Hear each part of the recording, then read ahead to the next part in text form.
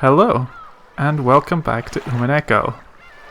Last time we left off, the witch Beatrice had sent a letter that Muria read aloud to the whole table.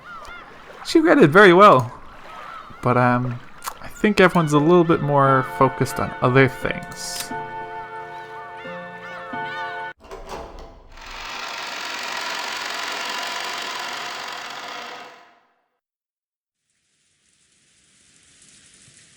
The strange letter that the witch had entrusted to Maria wiped all memories of dinner from our minds. Maria was repeatedly barraged with questions by Aunt Rosa and the other parents, and became increasingly ill-tempered when they refused to believe her. If we kids tried to butt in, they'd probably ignore us. Our parents were all stirred up, firing back and forth about the gold and the distribution of the assets, and completely forgetting that we were even there. I'd already guessed they'd been talking like this in the shadows, but I hadn't thought they'd be so blunt. It gave all of us kids a considerable shock. From what we could overhear, all the parents wanted more money as soon as possible. Back and forth about grandfather's inheritance. Back and forth about the distribution of the gold if it was found. About advanced payments and cash. It was so despicable. I could hardly bear to watch, even though one of them was my father. It looked like Jessica felt the same way. We left our seats without being asked to and went to hang out somewhere, well away from our parents. I get it. Now I totally see why grandfather hates coming down for meals. I'm so disillusioned with our parents right now. All that about money and the inheritance. How can they act like that, right out in the open? Well, I'm already completely disillusioned with my old bastard. There's no way I could think any worse of him. You say that, Battler, but just now you did literally say even... Where was it exactly? I do need... Even... I could hardly... It was so despicable I could hardly bear to watch, even though one of them was my father. That feels like... Maybe you knew, maybe you just didn't want to have to see it, I guess. It feels like an implication that this is a little bit worse than you thought of him.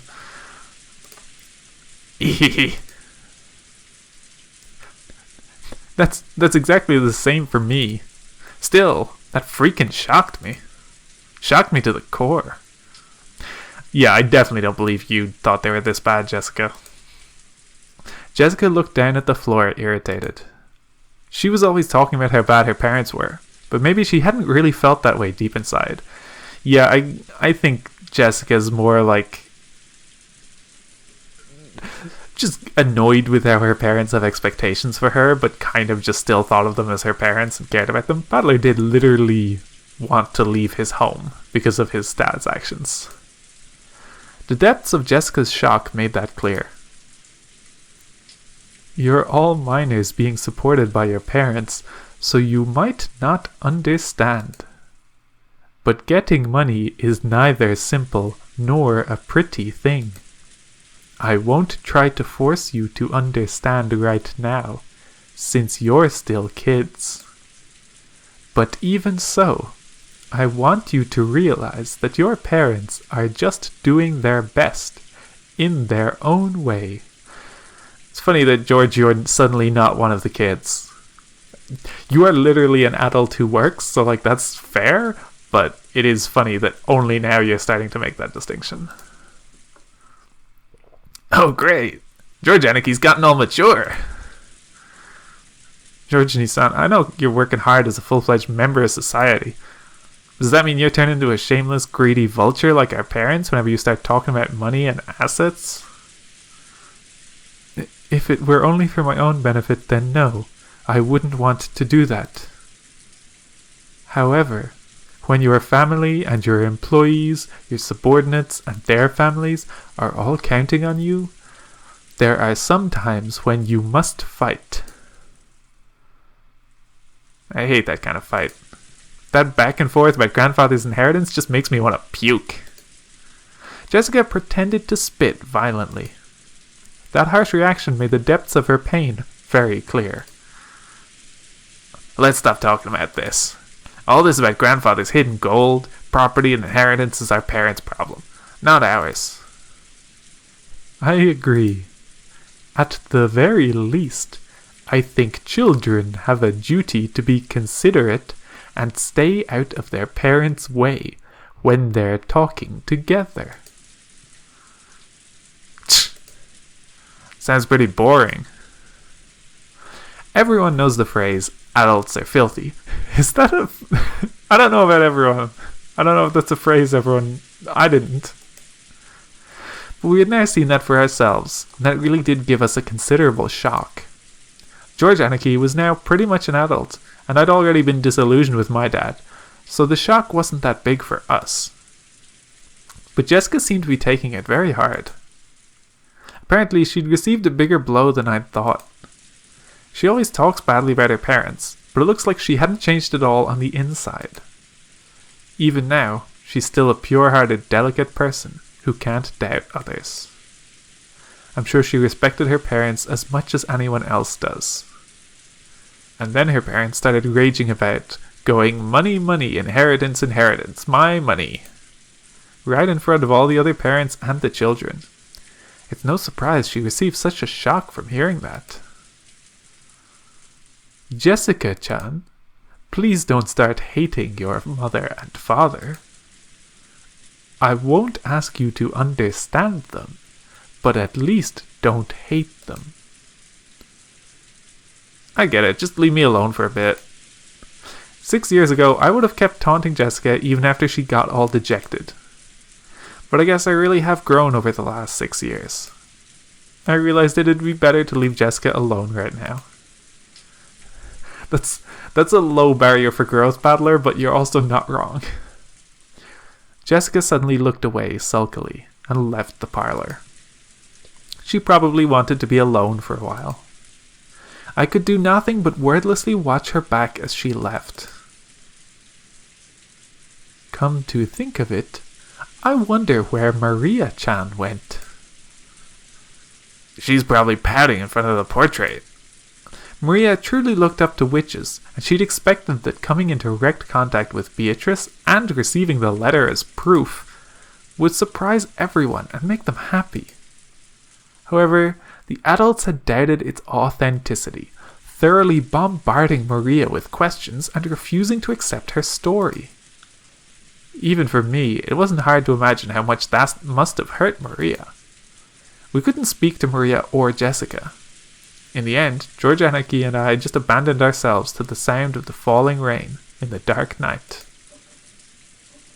I wonder what's happening with that typhoon.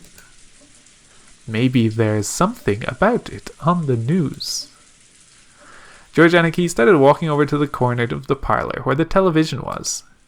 He hadn't called me over, and I really couldn't have cared less where the typhoon was on the sea now. So without going over to the television, I loitered around the window. The wind hasn't picked up that much here, but I wonder if it's horrible over the sea. I did hear about a severe storm warning on the weather report. Ah, Kiryu-san. I take it those big talks between the adults are going smoothly, yeah? She seemed to catch the sarcasm.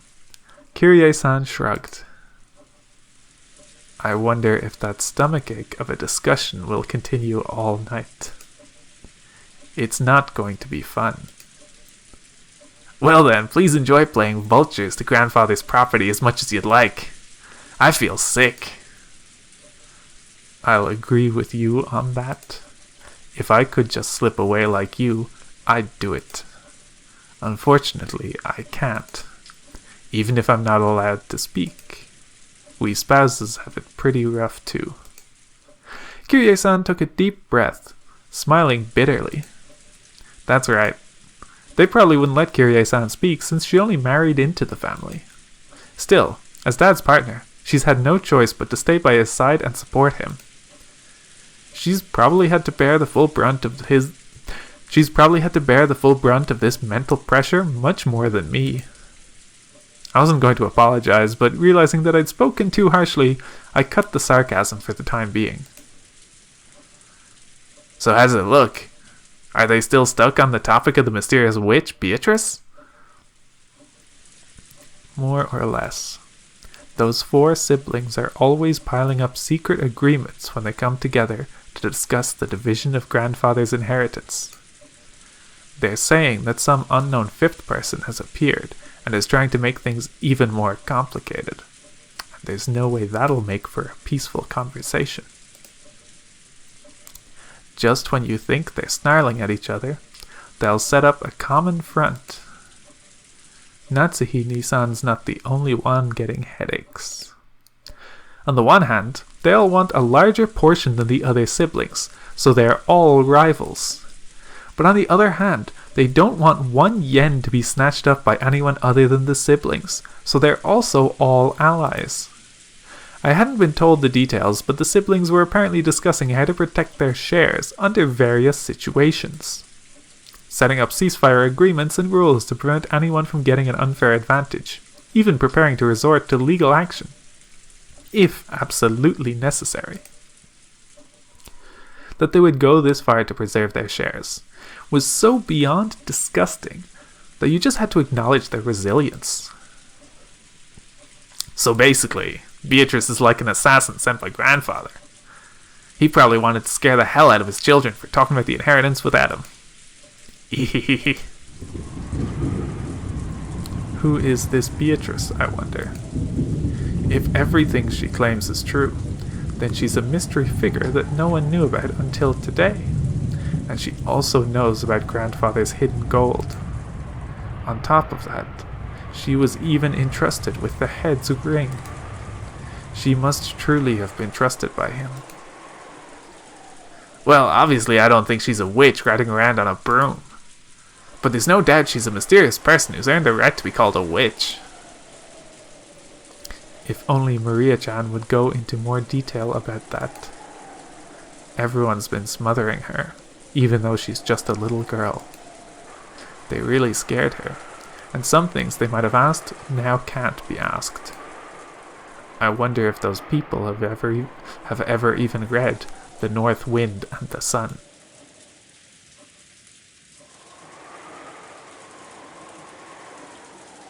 I have not read The North Wind and the Sun. I may need to look that up for a spoiler episode or something. If I can, I'll try explain it on a normal episode, but it won't be this one because I don't know what it is. What we do know is that Maria received a letter from a person who took the name Beatrice.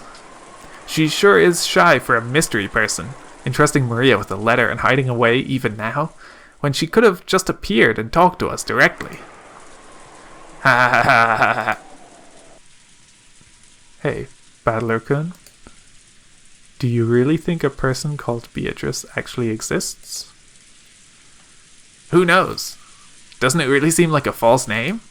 Like she's grandfather's representative, so she was given permission to take the name of the witch from his delusions? No. That's not what I meant. Right now, there's a total of 18 people here on Rakujima. Do you think there's a 19th person? Are there really a full 18 people on this island right now? Wondering about that, I began counting on my fingers, and it really did come out to that many. In fact, let's us go. We have the 11 children and their children, plus Ginzo for 12 directly in the family. Then another... I've already miscounted, haven't I? No, sorry. I briefly did the math wrong. 12 in the family, 5 servants, and then Nanjo for a weird in-between person. So that does come out to 18.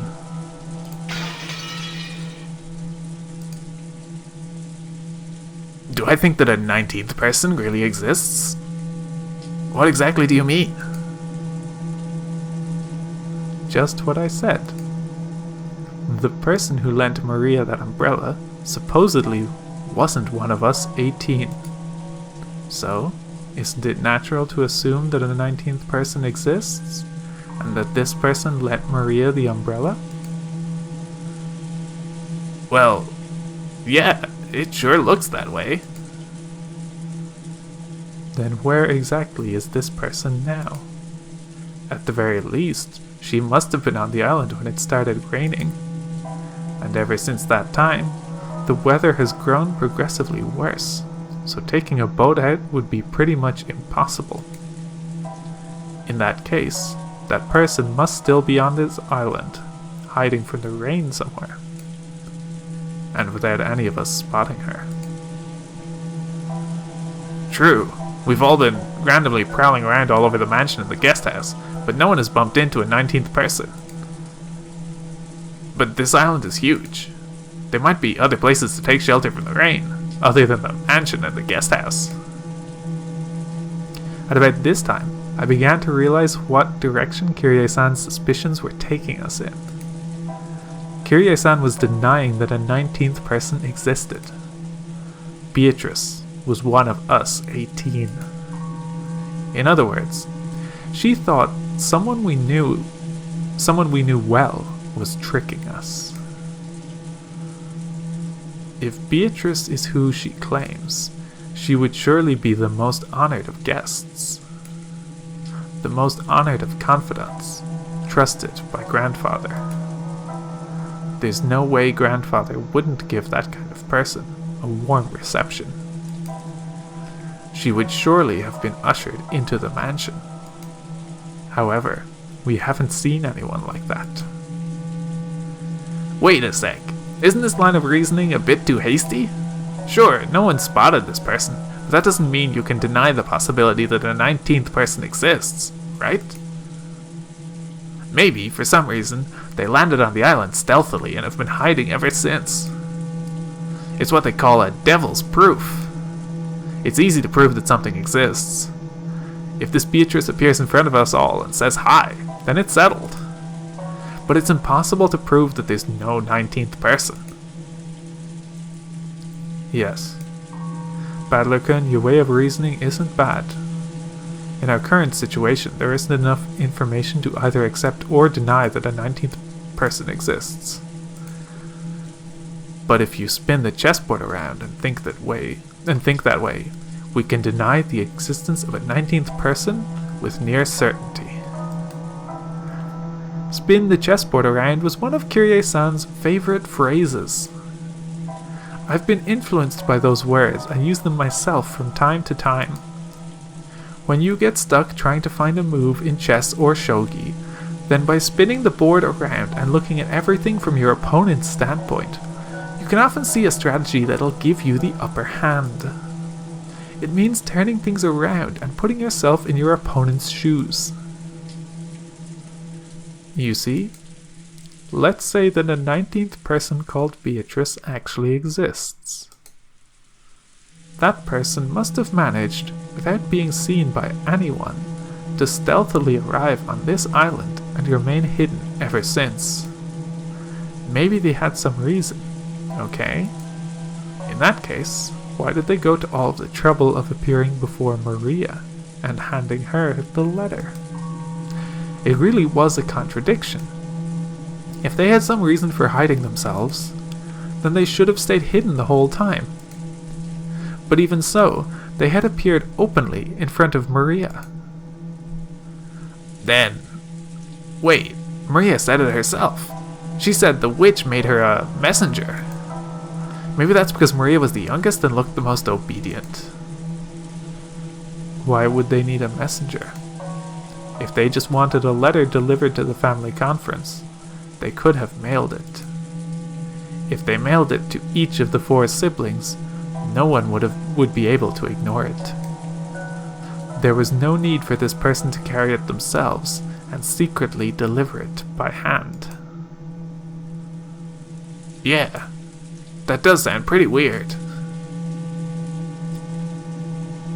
In the first place, if Beatrice existed and wanted to make her presence known to everyone, then she could have just openly presented herself to all of us. Despite that, she chose the vague method of appearing through a little girl called Maria-chan, and only gave us a vague impression of who she was. Contradiction.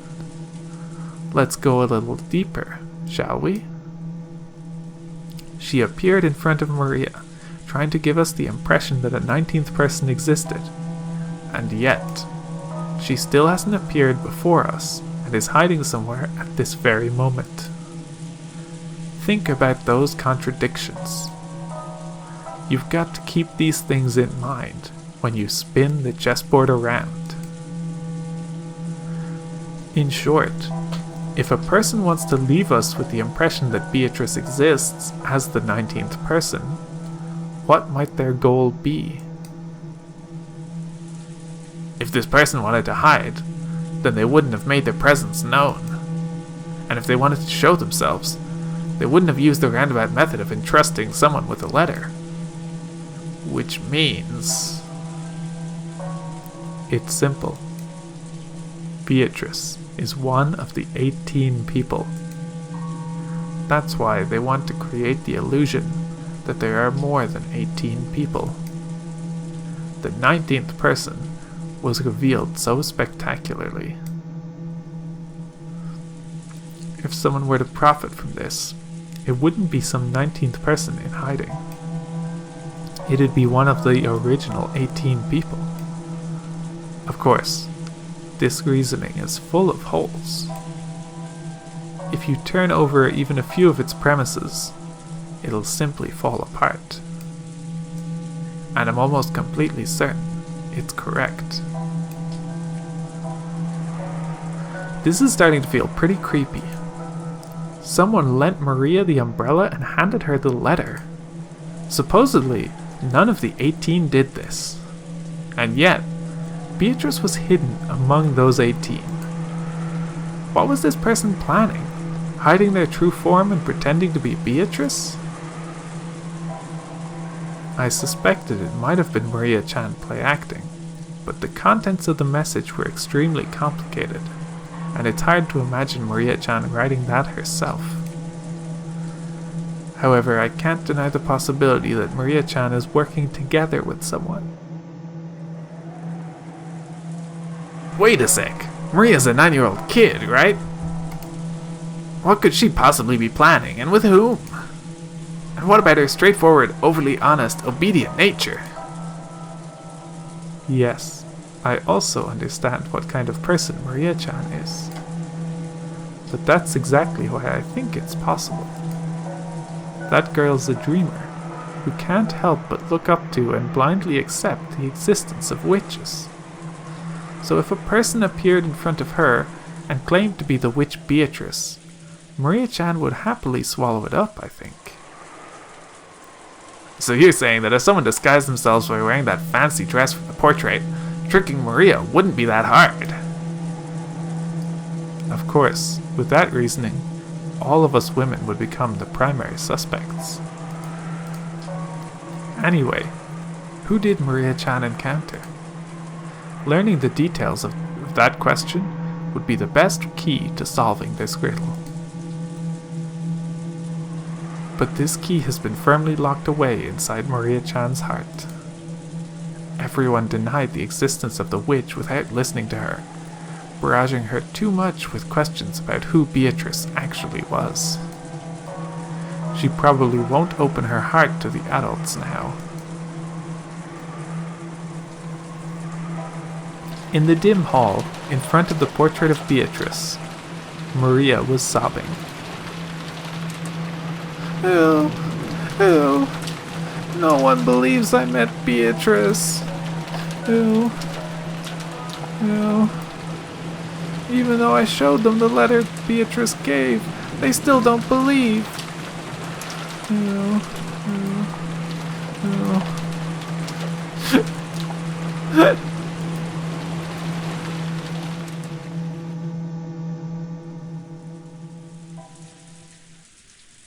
Poor Maria.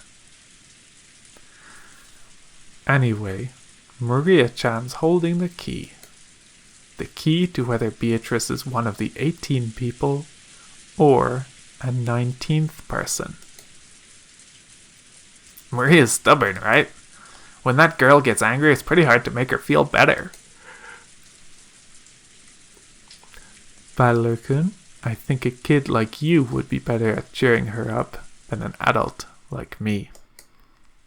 after she's feeling better. Try asking. I know you don't care about all this back and forth about the inheritance. But don't you find this Western Mansion mystery situation exciting? Who in the world is this person who gave Maria-chan the letter? It makes your intellectual curiosity ache. You're actually pretty tough, considering you're still excited after being dragged through that endless money talk. Adults can be pretty amazing. I shrugged exasperatedly. But I did notice something. Kyrie noticed how dejected I was after overhearing our parents' turbulent discussion, and was probably trying to clear the air. At the very least, I'd recovered enough to voice my complaints.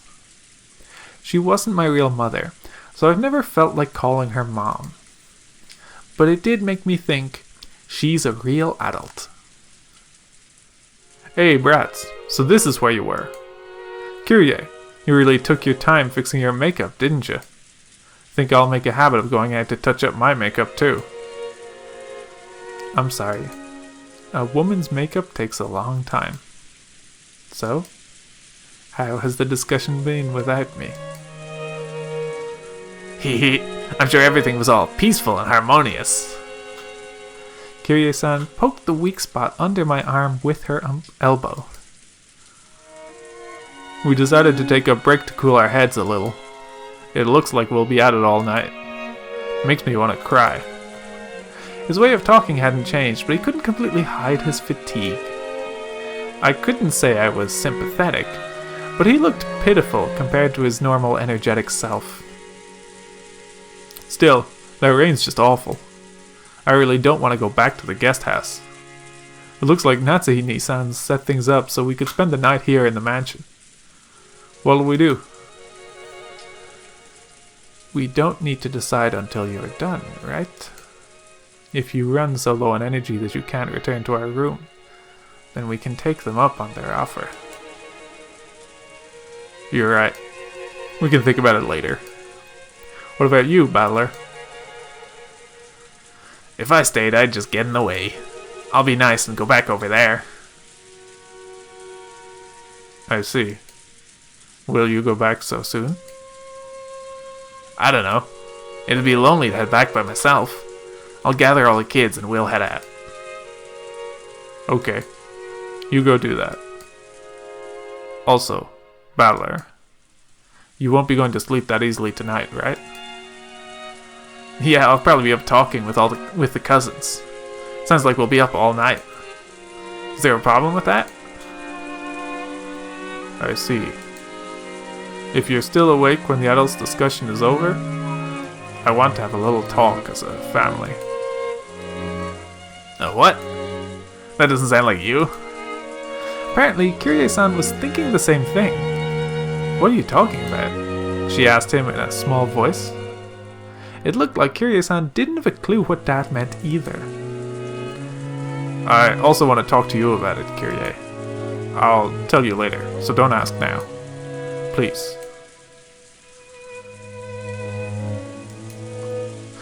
I don't know anyone who neglects the concept of family as much as this old bastard. And now he's saying we're going to have a talk as a family? Both Kyrie-san and I couldn't help but get wide-eyed. Don't look so terrified. I'm the one who should be terrified. After all. At that point, he swallowed his words for an instant.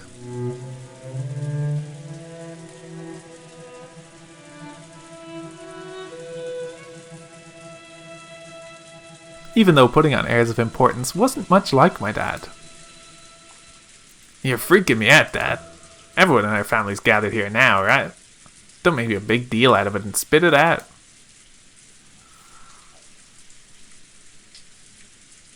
Tonight, I will probably be killed. There was a huge crash of thunder. It must have been really close. Dad's expression, brightly illuminated by the lightning, was burned into my eyes. Dad's face, which always looked so sure of itself, and which always wore a taunting expression, was strangely frail in a way I couldn't really explain. It was so worn out that he looked like a different person. What? What are you talking about? That doesn't sound like you. I agree. What happened? You look so timid all of a sudden. It's not like you. I'm gonna go fix my makeup too. Don't follow me. Dad turned away weakly. After that, only Kyrie and I were left, still wide-eyed. What did he say? Tonight he'll be killed? You don't think that mysterious letter scared him, do you? He's been watching too many serial murder movies.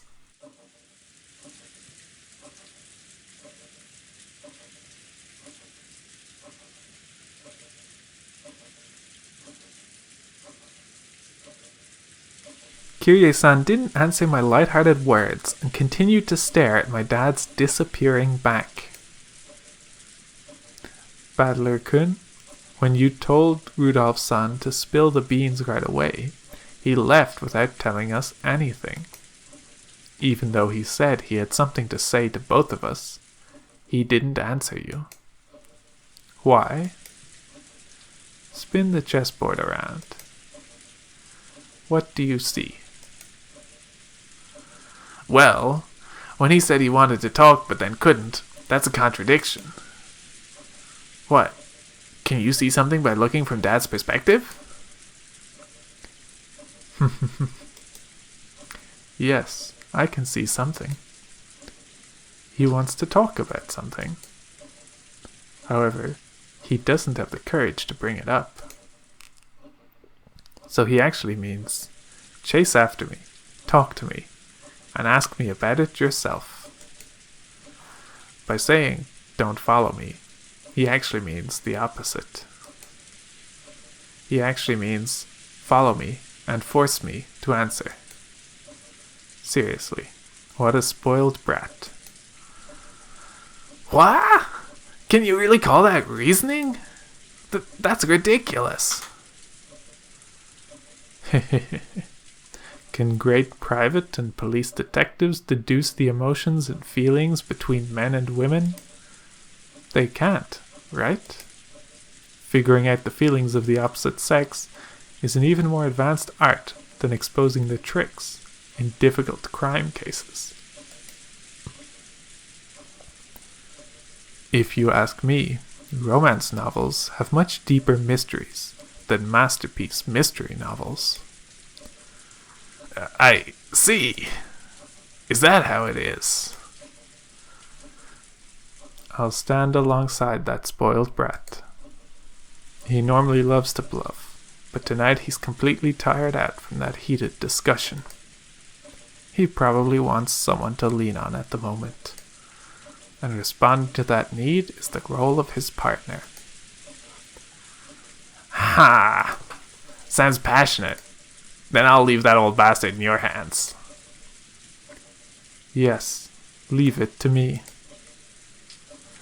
I called out to Kyrie-san's departing back. Huh? What? I wanted to say thanks. Thanks to you, my gloomy mood has cleared up a lot. That's good. Communication is important. After answering with a wink, Kyrie-san followed after Dad.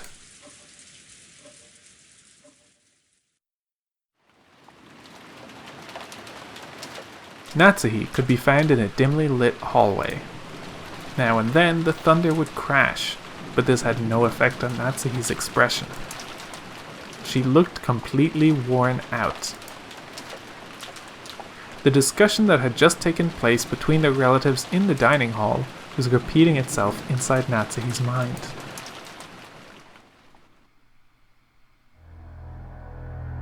Beatrice had proclaimed that in addition to the gold, all of the inheritance and property of the Ashuramiya family would be given to the person who could solve the riddle. In other words, she planned to undermine the absolute guarantee that Krauss, as the oldest brother, had to succeed the family head. Originally, the other siblings had absolutely no chance to inherit the headship. To them, this proposal by Beatrice was extremely desirable. It was obvious that they would accept it. There was no need to play some clumsy detective game. Natsuhi knew that this so-called 19th person, Beatrice, couldn't exist. Naturally, Beatrice was nothing more than a fictional character used to pass a message that Kinzo had written himself. As proof, Kinzo had remained stubbornly neutral as to that letter's authenticity. He was completely ignoring these reckless claims that he shouldn't be able to ignore, that he had given up the head's ring. In short, Kinzo had wordlessly admitted that the letter held his own message. Most likely, one of the servants had given Maria the letter. Kinzo had probably worked out an elaborate plan where the dress from the portrait would be prepared, and someone, probably Shannon, would be made to wear it and deliver the letter and the umbrella. By doing that, he could make it seem like the witch from the portrait actually existed. No, if anything, that alone was proof that Kinzo was behind all of this. In that case, it was the same as Kinzo trying to butt in on the siblings' private discussion. Then Kinzo, by announcing that he'd give everything to the person who solved the riddle, could weaken Krauss's overwhelming advantage. Now it was certain. Kinzo had eavesdropped on the siblings' discussion in the parlor earlier that day. So he had known how Krauss had staved off the attack by the other three. And to make the scales of the battle go back into balance, he had sent out this strange letter, which benefited Krauss's rivals. He was trying to push this crazy theory so that Rosa, who had a weak position among the siblings because of her age, would join with Ava and Rudolph. Then, with a 3-to-1 advantage, they'd be able to overwhelm Krauss yet again and make their ridiculous theories get accepted by force. And by doing that, he gave them the power to resettle what had once been a nearly decided conflict. They had now started repeatedly pressing Krauss to pay them a large amount of money. Using the condition that all of the siblings would guarantee Krauss's position as the successor, talk about advance payments was being brought up again, despite having been rejected once. Of course, even without the story about the hidden gold, the Ashuramiya family's store of wealth was vast. That store of wealth alone was more than enough. Even if the hidden gold was buried forever, along with Kinzo's death, there would be more than enough to satisfy. Therefore, even if they weren't that interested in the gold itself, Kinzo had managed to instill the lifelong fear that, on the off chance that someone found the gold, that person would be granted the headship. And this kind of Achilles heel would definitely be taken advantage of by someone sooner or later. The only person with this fatal weakness was the successor, Krauss. The other siblings had found... No, they had been told by Kinzo about something that only Krauss could lose, and they had thoroughly taken advantage of that. Natsuhi, as Krauss's only ally in his painful position, and as his wife, wanted to fight alongside him. She kept trying to explain to him that the existence of the gold itself was a farce, and that there was no need for him to compromise. Krauss had always told Natsuhi. He had told all of the siblings. He always said that the hidden gold was nothing more than an illusion created by Kinzo. Therefore, Natsuhi had believed it as his wife, and had supported her husband on that foundation. Even so, Natsuhi's words didn't reach Krauss. Even though Natsuhi had fought so hard and had lent all of her strength, he continued to fight by himself, and was trying to compromise with the other 3 siblings. Natsuhi sadly and weakly wondered why she could not be of use to him, and then started getting angry. It had happened when everyone decided to take a short break to cool their heads. Natsuhi had flared up against Krauss. Enraged, she had asked why she could not be useful to him. He had then told her that he wanted to talk about something, and invited her into a room that she was normally not allowed to enter. That room had been sealed with a heavy-looking padlock, and just looking at it had given her an uncomfortable feeling.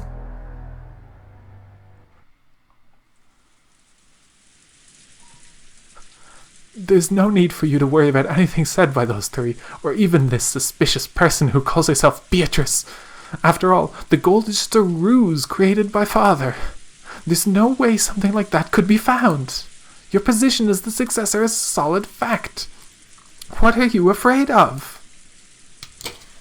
Krauss removed the padlock on the door. He then motioned for Natsuhi to enter. Enter. What is this? There's something I want you to see. I've never shown you this before.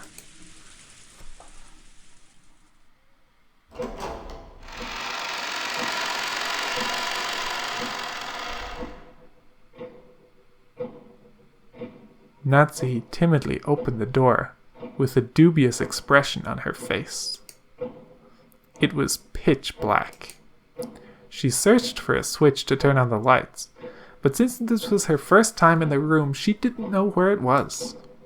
Krauss entered behind her, pushing her in, and when he closed the door before turning on the lights, the 2 were swallowed up by the darkness.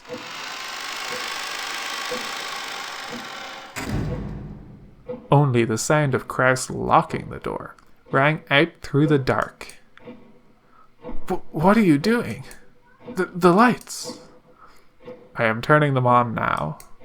Wait. Just as he said, when Krauss pushed a switch on the wall, a flickering light turned on and lit up the room. That is... Natsuhi had her breath taken away. The room had no windows, and at a glance it appeared to be empty. In the middle of the room, a small round table had been set, and the lights brightened only that table, as if it were the leading part in a play. On top of the table, a red tablecloth of elaborate design had been set out, covered with dust. And on top of that, something about the size of a grown man's arm had been set down. That something took Natsuhi's breath away.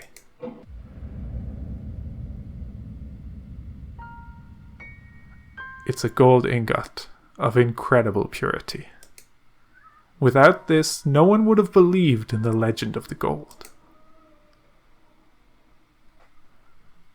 It was an ingot of solid gold. Even in the faint light, it sparkled with a noble and dignified glint. This is not a proper ingot. I don't even know whether it was cast inside or outside the country. It took a high level of skill to make the purest of solid gold ingots. And in order to verify that purity, it was standard to have the original foundry and the name of the bank that guaranteed it imprinted on the gold. However, this ingot did not have that kind of seal. This mysterious gold bar had come from an unknown foundry. Look here. There's nothing to be afraid of. It's just a bar of gold. Natsuhi, following Krauss's words, timidly approached the ingot. Right there. Krauss pointed at the surface of the ingot. Natsuhi concentrated on that section.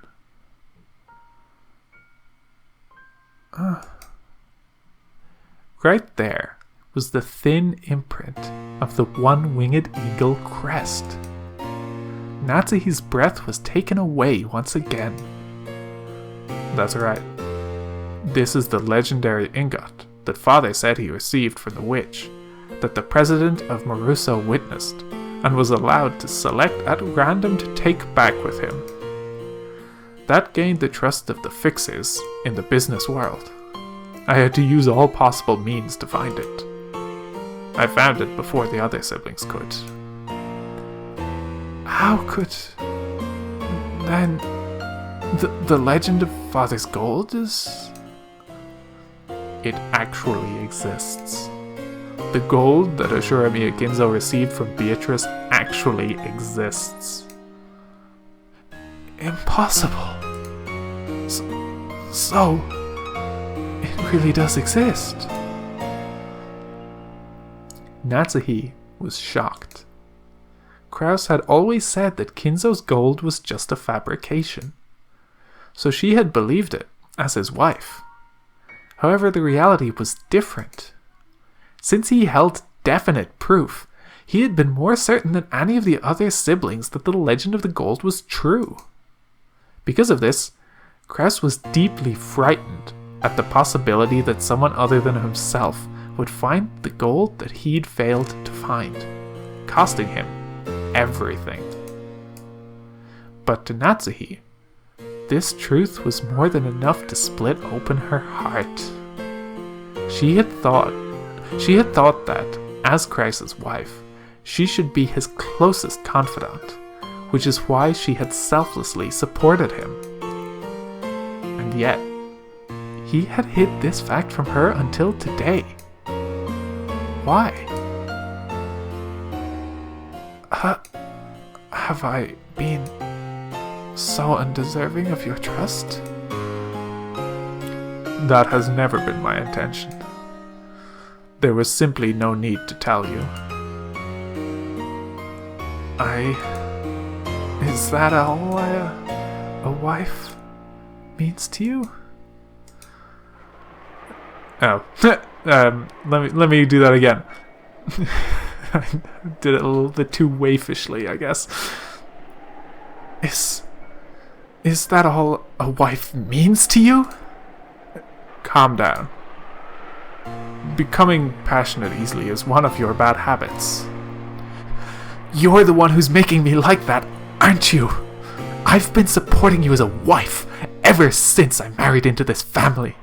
For your sake, I threw away the family I was born into. And I've been offering up my heart and my body to serve you. And in return, this is what I get. How could you? Krauss grimaced, looking annoyed. His expression effectively communicated how much he disliked this part of Natsuhi, even if he didn't say it out loud. It doesn't look like I will be of any use to you anymore. That's fine. I can resolve the troubles with the siblings by myself. I don't need your help. That's wrong! This is the Ashuramiya family's problem. It's true that I am not permitted to wear the family crest on my body, but I am still your wife. Even so, are you saying I'm not capable of helping you? Are you? I especially wouldn't want to risk getting you involved. It would probably make your headaches even worse than they are now. Take a rest for today.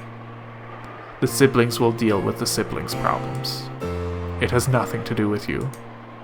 That is all.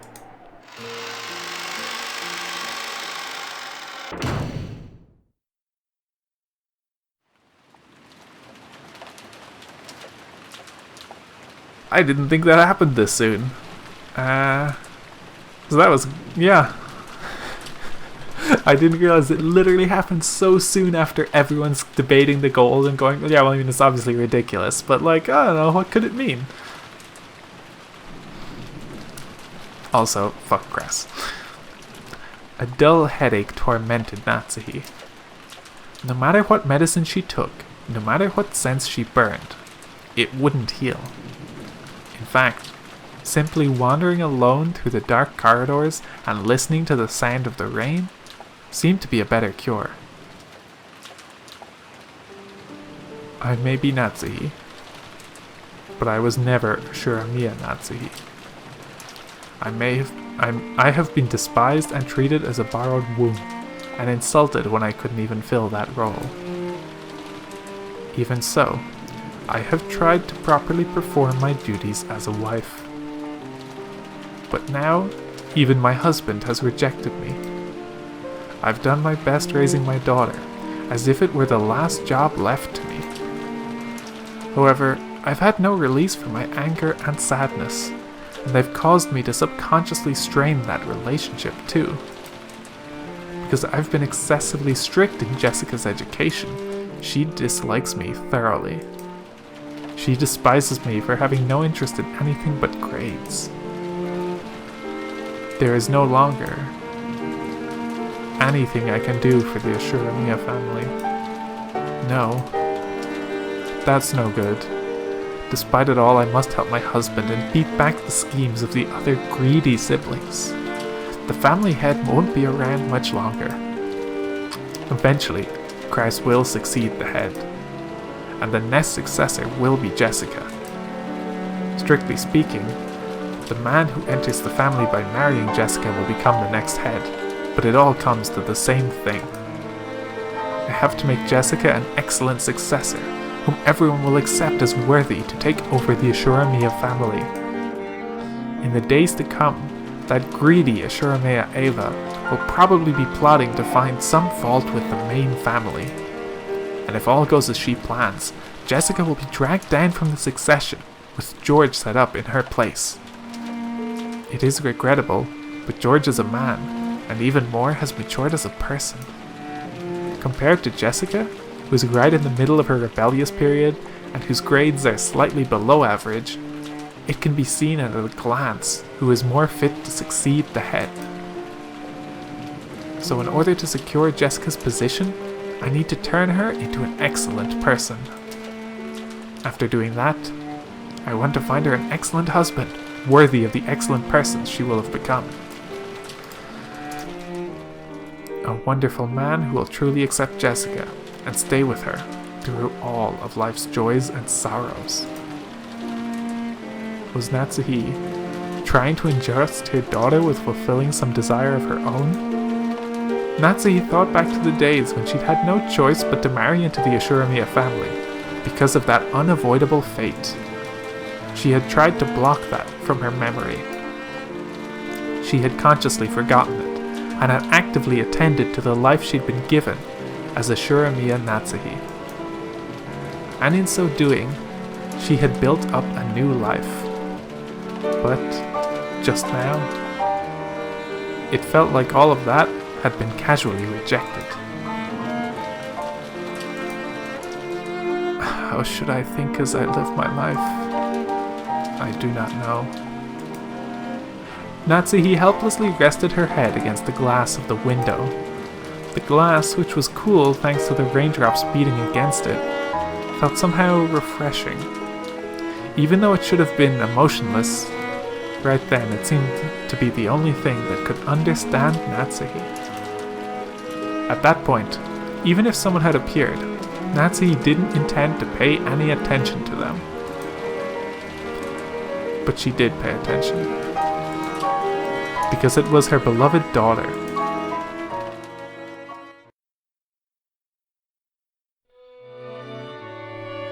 Oh, it's you, Mom. What the heck are you doing in a place like this? Thought you were a ghost. Just like always, her words were rough, and not at all like a girl's. Instinctively, words of rebuke rose to Natsuhi's throat. However, their strength gave out, and they didn't escape her lips. Jessica, forgive me, but my headache is awful. Please leave me be. I see. Jessica was seeing her mother in a position of feebleness for the first time, so she was considerably disconcerted. Until just now, she'd been filled with contempt for all of the parents, including her mother. But now those feelings had been completely swept away. Her mother's utterly exhausted face had wiped them all out. In its place, the words George had told her floated back up in her mind. Our parents are doing their best in their own way.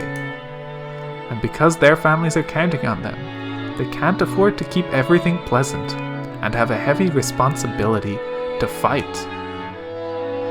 Maybe her mother had been standing around in this dimly lit hallway because no one had tried to understand that in her. Jessica hated her mother, so she had no intention of speaking kindly to Natsuhi just because she was looking a bit frail. So when she attempted to speak kindly to her mother anyway, she had to clench her fists and gather up the words from deep in her heart. It sounds like you've really got your hands full with that meeting thing. It has nothing to do with you. Please go somewhere else. Is your headache bad? Should I go get some medicine? You don't have to trouble yourself. Please, leave me alone. Natsuhi wasn't being cold. She just wanted her daughter to go far away, so she wouldn't have to bump against Natsuhi's own short temper. But there was no chance that Jessica would realize this. Okay. Jessica hung her head, looking sad. Seeing that expression, Natsuhi recognized the kindness that Jessica was trying to muster. She gave her head a small shake to drive away her own unkind feelings. Then I'll leave. I'll be with the other cousins so I don't get in the way of the adults. See you later. Oh, wait there. She called Jessica, who was trying to leave and looked lonely, to a stop. What? Thank you for being so considerate. It isn't good of me to go to sleep and leave you alone. Don't talk like that, you'll bring bad luck. I've made you worried, but I'm okay now. I will go. If I let my daughter see me this feeble any longer, I'll only make her feel more uneasy. With that thought in mind, Natsuhi left Jessica with words of gratitude and made to depart. This time, Jessica called out to her mother's back. Natsuhi stopped and turned around, asking what business Jessica had with her. But Jessica herself didn't know why she'd stopped her mother. And for a while she smiled wryly, muttering to herself as she hesitated over what to say. She was poking around in her pocket when her hand touched something and she took it out. Hey, Mom. I was given a charm today. What was it, a charm against magic? I'm pretty sure that you were supposed to hang it from your doorknob, I think. I forget. There's no point in me having it, so I'll let you take it. It was the scorpion charm that Maria had given her on the beach. Although she'd heard of its various effects from Maria, Jessica's mind had gone blank, and she was just barely able to say even that much. Jessica, thinking that her mother probably wouldn't accept it anyway, immediately drew back the hand she had stuck out, grasping the charm. So when Natsuhi came back to take it, she was extremely shocked. What is this? Some kind of prize toy? Well, I think it's something like that. I guess you wouldn't really expect a charm that looks like a toy to do anything. But her mother took the charm from where she grasped it in her hand. Thank you. I'll take good care of it. Sometime soon, in exchange, why don't I give you a charm that was important to me when I was a child? It's not like that's why I gave it to you. But well, if you really say so. Then I will rest for now. My headache is awful. Try not to stay up too late. Sure. Natsuhi put the charm in her pocket and turned away. She then disappeared into the dark hall.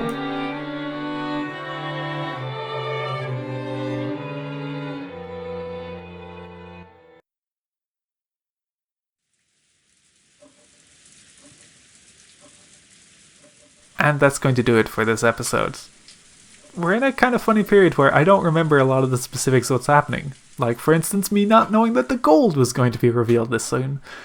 So I'm very curious to see the next steps of things as we build towards certain events that I absolutely remember. Anyway, thank you for watching, and see you in the next episode.